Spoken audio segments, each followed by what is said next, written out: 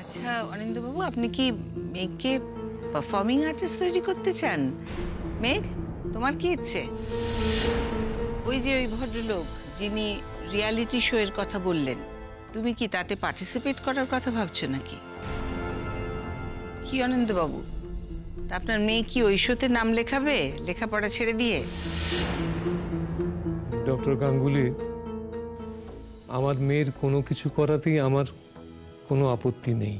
ওর জীবন নিয়ে ও যেমনভাবে ভাবতে চাইবে, যেভাবে এগোতে চাইবে, তাতেই আমার সমর্থন থাকবে। ও যদি আজ নিজের গুণে গায়িকা হয়ে জীবনে দাঁড়াতে পারে, তাতে আমি খুশিই হব। আমার ভালো লাগবে যে ওর ট্যালেন্টের একটা ভালো দিক এক্সপ্লোর হলো। গায়িকা হিসেবে ও নিজের আইডেন্টিটি, নিজের জায়গা যদি তৈরি করতে পারে, তাহলে আপত্তি কোথায়? বড় গায়িকা হওয়ার সম্ভাবনা যে ওর মধ্যে রয়েছে, সেটা তো আজকে জাজরা সকলেই বলেছেন। আর গানে কনসেন্ট্রেট করতে গিয়ে ও যদি লেখাপড়া ছেড়ে দেওয়ার সিদ্ধান্ত নেয়, আমি তাতে আপত্তি করব না। আমার তো মনে হয় আপনারাও কেউ করবেন না। তাহলে লেখাপড়ার ব্যাকসিটে গেলে আপনার কিছু যায় আসে না, তাই তো? মেঘ, রিয়ালিটি শো এর গ্ল্যামার তোমাকে খুব টানছে, তাই তো? আমি কি ভুল বললাম? ওর কি মনে হচ্ছে না হচ্ছে সেটা আমি জানি না বেয়ান, তবে ওর বাবা হিসেবে আমার কিন্তু খুব গর্ব হচ্ছে। মেঘ আজ জীবনে প্রথম একটা প্রতিযোগিতায় গাইলো, সাকসেসফুল হলো, আর একটা বড় দিগন্ত তো ওর সামনে খুলে গেল। এর থেকে ভালো আর কি হতে পারে? বেশ, তবে এখন থেকে মেঘ গানের দিকেই যাবে। বেয়ান, আমার মনে হয় যে একটা করতে গেলে আরেকটাকে যে ছাড়তে হবে তার কোনো মানে নেই। দুটোই তো একসঙ্গে করা যায়। আর আমার মেয়ের কাঁধ এ দুটোই এগিয়ে নিয়ে যাওয়ার মতো শক্ত। তবে আমি চাইবো ও সেটাই করুক যেটা ওর ইচ্ছে। অনিন্দ্যবাবু, আমার মনে হয় মেঘের ক্যারিয়ারের ব্যাপারে ওর সিদ্ধান্তটা যেমন আপনি ওর উপর ছেড়ে দিচ্ছেন, উনি ওর জীবনের সিদ্ধান্তটা যদি আপনি ওর উপরে ছেড়ে দিতেন, ওকে ফোর্স না করে। বেয়ান, আমি তো ওর বাবা। আমি যখন দেখি যে একটা সিদ্ধান্ত বা একটা গন্তব্যের সামনে গিয়ে ও দ্বিধা করছে, তখন তাকে তো ঠিক দিকটা আমি দেখিয়ে দেবই, প্রয়োজনে গন্তব্যের দিকে একটু ঠেলেও দেব। Meenakshi, what's the matter? কি হলো হঠাৎ? কোন কথা থেকে কোথায় চলে যাচ্ছে? আরে আজকে একটা খুশির দিন। আসতে পারি?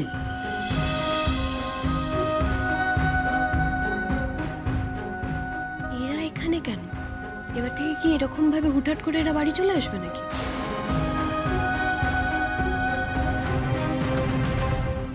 মেঘ, এটা তোমার জন্য।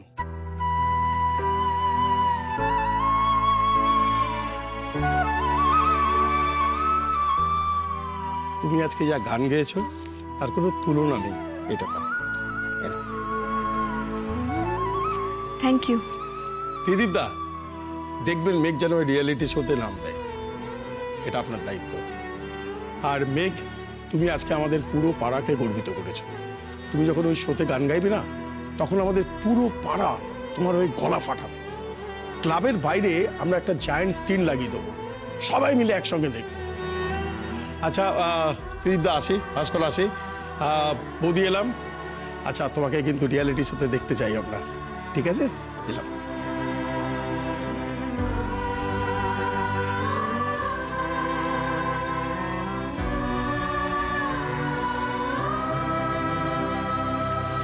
আচ্ছা, আমার না ভীষণ টায়ার্ড লাগছে, আমি একটু ঘরে যাই। হ্যাঁ, কিছু মনে করবেন না, এক্সকিউজ মি। না না, ঠিক আছে ঠিক আছে ঠিক আছে, আসুন। আপনি বসুন না। আজকে আর বসবো না, অনেক রাত হয়েছে। ময়ূরী, চলো আমরা ফিরি।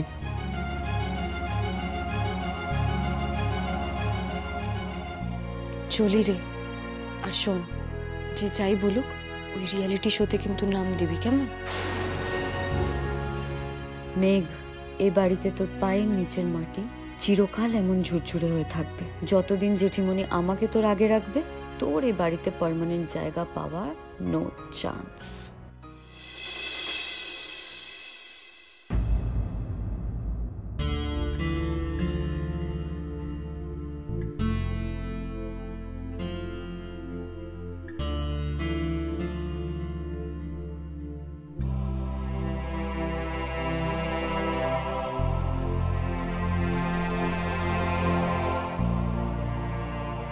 মেঘ প্লিজ।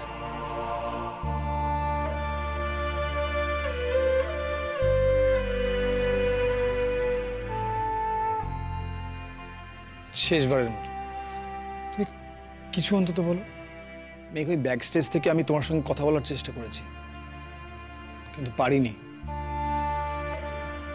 মেঘ, আমি জানি আমার আমার ভুল, আমার অন্যায় এগুলো মাত্রা ছাড়া হয়ে যাচ্ছে, তবু আমি জানি তুমি আমাকে ভালোবাসো, আর সেই বিশ্বাসে আমি বলছি এবারের মতো মাফ করে দাও মেঘ, প্লিজ।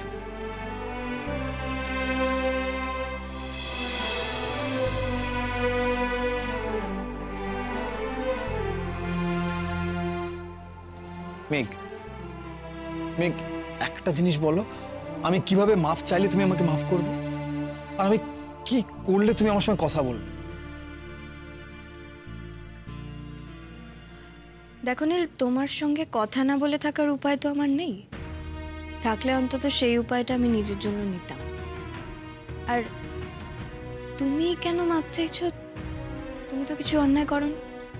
করেছি মেঘ, করেছি, আমি অনেক অন্যায় করেছি, বারবার করেছি, আর তাই তুমি আমাকে শাস্তি দিচ্ছ। ঠিক আছে, একেবারে ঠিক কাজ করছো তুমি। আমি তোমায় শাস্তি দিচ্ছি? রিয়েলি? আমি তো জানতাম সেটা শুধু তোমার দিক থেকে একতরফা। তুমি আমায় শাস্তি দেবে, তুমি আমায় সন্দেহ করবে, তুমি আমায় অপমান করবে, তুমি আমায় সকলের সামনে আমার দিকে আঙুল তুলবে, তুমি আমায় অপরাধী করবে, তুমি আমায় সকলের সামনে ছোট করবে। মেঘ প্লিজ। তুমি আমায় কাঠগড়ায় দাঁড় করাবে প্রতিবার। আর আমি তো শুধু নিজেকে প্রমাণ করে যাব। বারবার তোমার কাছে এসে বলবো যে দেখো নীল, তুমি ভাবছো যে অন্যায়টা আমি করেছি, সেটা আমি করিনি গো, এই দেখো প্রমাণ। আবার তুমি খুশি হবে, আবার আমাকে ভালোবাসবে, আবার তুমি পরের দিন আমার দিকে তেড়ে আসবে এক দিস্তে অপরাধের লিস্ট নিয়ে। মেঘ, তুমি এই অপরাধে অপরাধী, তোমার দিকে তাকাতেও আমার ঘেন্না হচ্ছে। আবার আমি মাথায় হাত দিয়ে বসবো যে কি করে আমি নিজেকে ঠিক প্রমাণ করব। আবার আমি আমার সমস্ত এফর্ট সব কিছু দিয়ে নিজেকে প্রমাণ করে বলবো যে দেখো নীলেই, দেখো আমি অপরাধী নই। আবার তুমি তুষ্ট হবে। নীল, ঠিক কতবার বলো তো এই অভিযোগ, এই নিরপরাধ প্রমাণের খেলা চলবে? আর ঠিক কতবার তুমি আমাকে এক একটা চ্যালেঞ্জ দেবে আর আমি সেটা দম বন্ধ করে মিট করব? নীল, আর কতগুলো অগ্নি পরীক্ষা নেবে আমার? বিশ্বাস করো নীল, এই কটা দিনেই না আমার কেমন টায়ার্ড লাগছে, আমি অনেকটা ক্লান্ত হয়ে গেছি। মনে হচ্ছে যে এই অপরাধ, এই নিরপরাধের খেলাটা ছেড়ে জাস্ট পালিয়ে বেরিয়ে যাই। আর আজ তুমি এই কথাগুলো বলছো? এই সব কাল সকালেই তোমাকে কেউ এসে আমার নামে কিছু বলবে, আবার তুমি সাংঘাতিক পুরুষ হয়ে উঠবে, একজন নীতিবাগীর স্বামী হয়ে উঠবে, প্রমাণ তলব করবে, আর ঘেন্নায় ঘর থেকে বালিশ নিয়ে বেরিয়ে যাবে নাকি তোমার আমার সঙ্গে থাকতে ইচ্ছে করছে না তাই।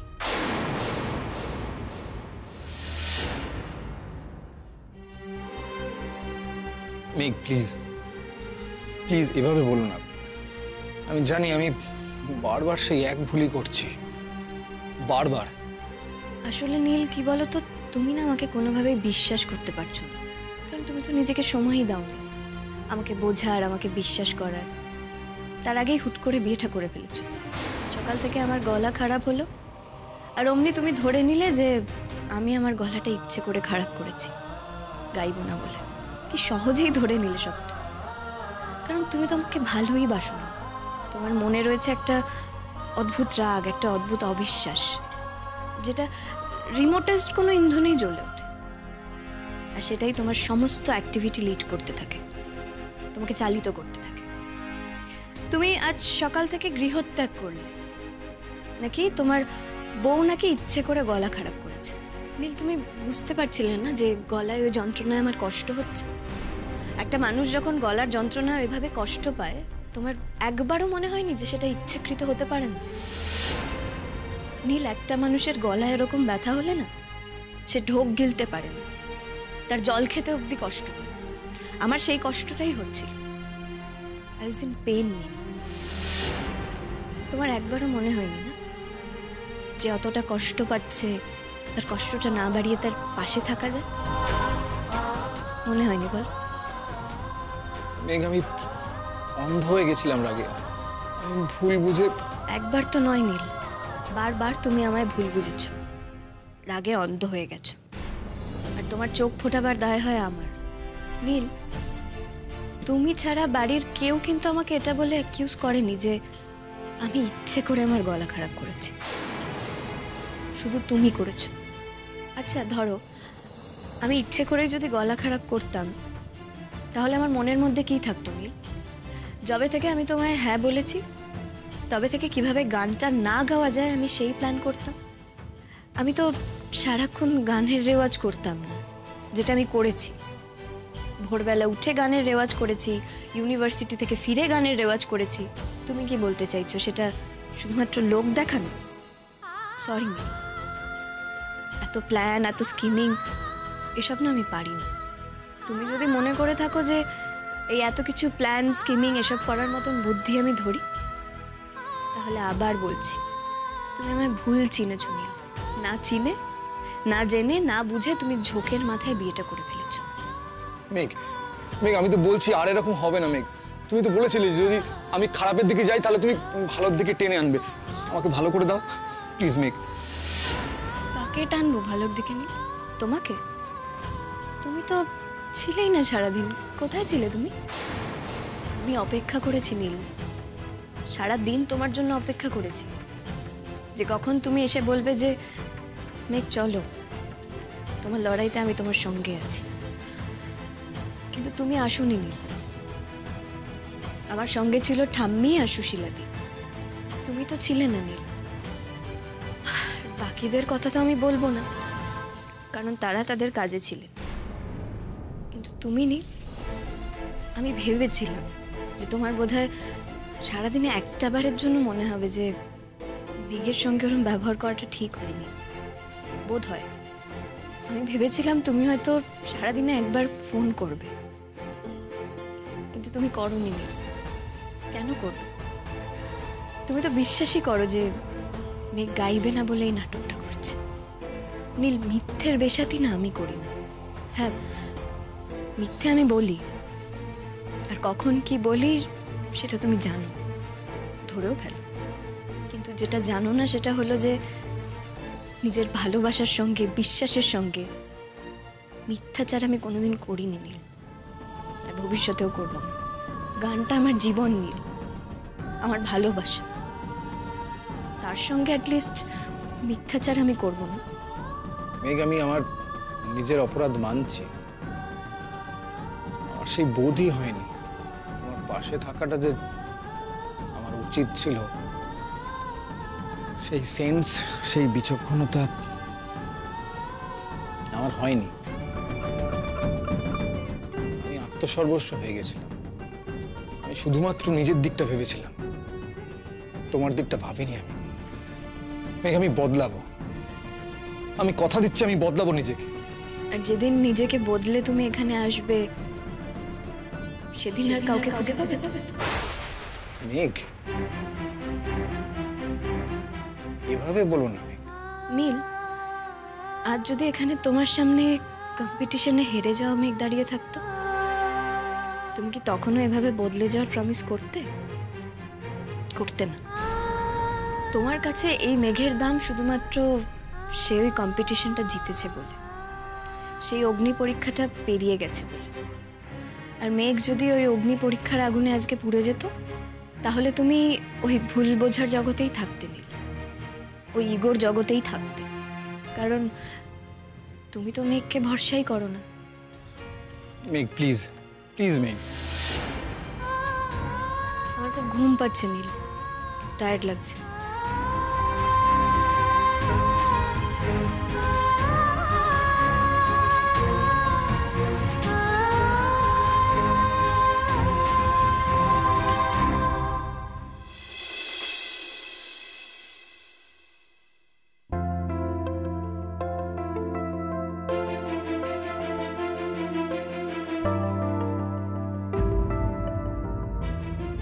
বাবা, এত দেরি হয়ে গেল? আস্তে আস্তে, এত তাড়াহুড়োর কি আছে? আজকে তো সানডে। Good morning.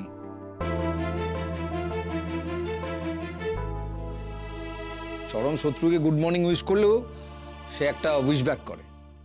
আমি কি চরম শত্রুর থেকেও খারাপ কিছু? আবার ভুল, আমার কোনো শত্রু নেই।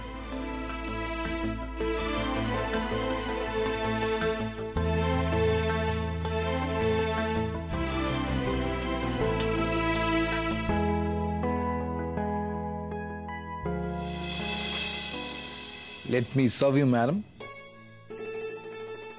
মেঘ, একদিন আমার হাত থেকে বেডটি নেওয়া যায় না? দেখো, তুমি তো আমায় ঠিকভাবে চিনে ওঠোনি, তাই তোমায় আমি বলে দিই, বেডটির অভ্যেসটা আমার ঠিক নেই। আমি দাঁত না মেজে না মুখে কিছু দিতে পারি না। তোমার বোধহয় সেটা জানার সময় হয়নি। জানি তো, সেটা আমি খুব ভালো করে জানি। তবু আমার ইচ্ছে হয়েছে আজকে রবিবারের সকাল আমি আমার বউকে বেডটি সার্ভ করব। মেঘ প্লিজ।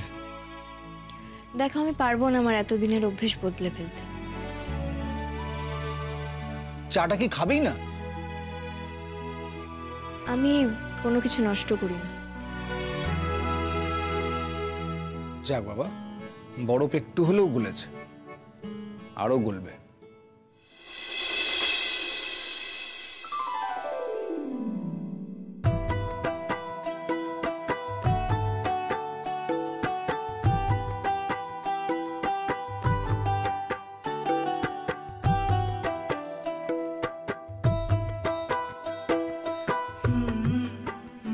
ম্যাডাম, আমি চায়ের সঙ্গে অন্য আর একটা কিছু সার্ভ করেছি আপনাকে, আপনি প্লিজ অনুগ্রহ করে একটু দেখবেন।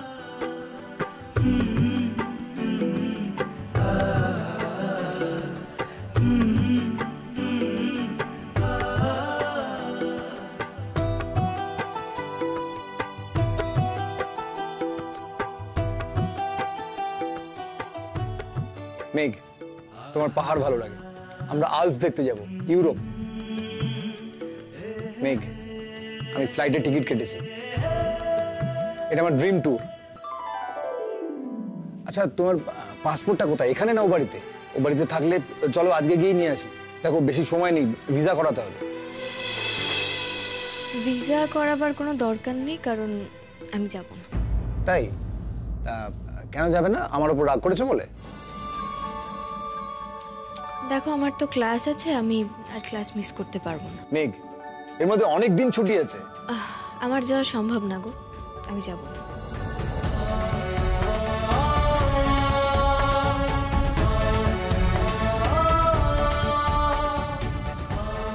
সম্ভব তো হতেই হবে আমার মেঘবালিকা। আমার উপরে এত রেগে তুমি থাকতে পারো না। ঠাম্মি, ইয়েস, এবার ঠাম্মিকে আমার হয়ে ব্যাট করতে হবে। ঠিক করেছিস, বেশ করেছিস।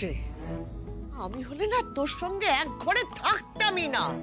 নিহাত লক্ষ্মী মেয়ে, তাই তাই এসব ঝামেলার মধ্যে জড়াইনি। এই একই রোগ তোদের না এই ঠাকুরদারও ছিল। তোদের সবারই রক্তের দোষ আছে, তারা মানুষ চিনিস না। আমি হলে না তোকে দূর দূর করে ঘর থেকে তাড়িয়ে দিতাম, নাহলে আমি চলে যেতাম। ঠাম্মি, আচ্ছা আচ্ছা, শোনো না, শোনো, দেখো এরম ভাবে বলো না, এরম ভাবে বললে কি করে হবে? আর এই কথাগুলো ওর কানে দিও না কিন্তু, হ্যাঁ? তুমি তো আসলে আমার ঠাম্মি, তাই না? তুমি এখন এমনিতেই ওর টিমে খেলছো, এবার অন্তত আমার টিমে খেলো, আমার হয়ে কথা বলো। ওটি আশা করো না ঠাম্মির কাছে। তুমি একটার পর একটা অন্যায় করবে, আর ঠাম্মি তোমার হয়ে কথা বলবে? পরের বাড়ি মেয়েটাকে জোর করে বিয়ে করে এনেছিলি কেন? যদি তাকে পদে পদে ভুল বুঝবি। ভুল হয়েছে বলছি তো। আর বাবা, মানুষ মাত্রই তো ভুল হয়। ভুলের শাস্তি সে পায়, কিন্তু তুই সে শাস্তি পাসনি। আমি কালকেও বাক্যবানে আমাকে ঝাঁঝরা করে দিয়েছে। তোমরা ভাবো তো যে মেঘ শান্তশিষ্ট মেয়ে, কথা টথা কম বলে। তুমি যদি কালকে থাকতে, তাহলে না আমাকে দেখে তোমার কষ্ট হতো। আর কি কথা নয় দাদু ভাই, কাল মেয়েটার দিকে তাকিয়ে না আমার চোখ পেটে জল আসছিল। প্রতিটা মুহূর্তে মেয়েটা তোর ফোনের অপেক্ষা করছিল। দরজার শব্দ হলেই ভাবলো তুই এলি। আচ্ছা, এই তোর কেমন ভালোবাসা রে! তোর সারাদিনে একটিবারের জন্য মনে হলো না যে মেয়েটা কেমন আছে? আমি প্লিজ, তুমি আমাকে মাফ করে দাও। তোমার নাতবুকে বলো ও যেন আমাকে মাফ করে দেয়, আর ওকে প্লিজ রাজি করাও। দেখো তোমার অল্প মাইনের প্রফেসর নাতি, খুব কষ্ট করে দুটো টিকিট কেটেছি। ঠাকমা, বৌদি আসছে। আমি আসছি, একটু ম্যানেজ করে নিও।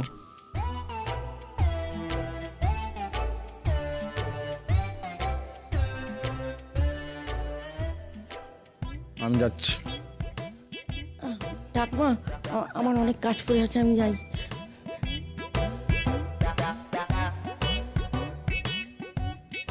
নাতবু, তোকে কেন ডেকে পাঠিয়েছি নিশ্চয়ই বুঝেছিস। ঠাম্মি প্লিজ তুমি আমায় এটা বলো না করতে, প্লিজ বলো না। কেন বলবো না? ঠাম্মি তুমি যে বলবে আমায়, আমার তোমার কথায় না বলতে কষ্ট হবে, কিন্তু এখন দেখছি আমাকে সেটাই করতে হবে। আমি যাব না ঠাম্মি।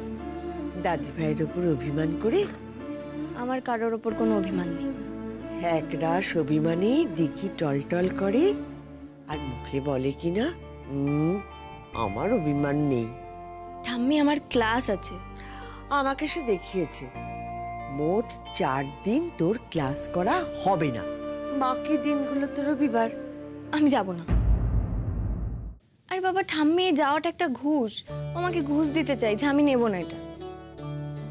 পাগলি মেয়ে, দেখ নাতবু, আমার নাতির একটা দোষ আছে, ওই তলিয়ে না ভাবার দোষ। দুম করে কিছু একটা করে বসে, তারপর সেটা ভুল হলে হাউ মাউ করে সেটা নিয়ে ঘুরে বেড়ায়। তুই তো আমার বোঝদার নাতবু রে, আমার নাতিটাকে একটু মানুষ করিয়ে দে না। আর একটা কথা বলি জানিস, তোদের বাবু একটু দুজনের বাইরে যাওয়ার দরকার আছে। সেই বিয়ে হওয়ার পর থেকেই তোরা বাড়ির মধ্যে আটকে পড়ে রয়েছিস, ওই বাড়ির কুটকাচালির মধ্যেই আটকে গেছিস। সবাইকে বাদ দিয়ে তোদের দুজনের যে জগৎ, সে স্বাদ তোরা এখনো পাসনি, আর সেটাই সব থেকে বেশি জরুরি। নাতবু, যাবি তো? দেখো তোমার সাথে কথায় তো আমি জিততে পারবো না, কিন্তু তুমি বলছো বলে যাব, শুধুমাত্র তুমি বলছো বলেই। বটে। আর আমার নাতিটাকে যে এত বকাঝকা করে নিজের মনটা নরম হয়েছে, সেটা বুঝি স্বীকার করা যাচ্ছে না।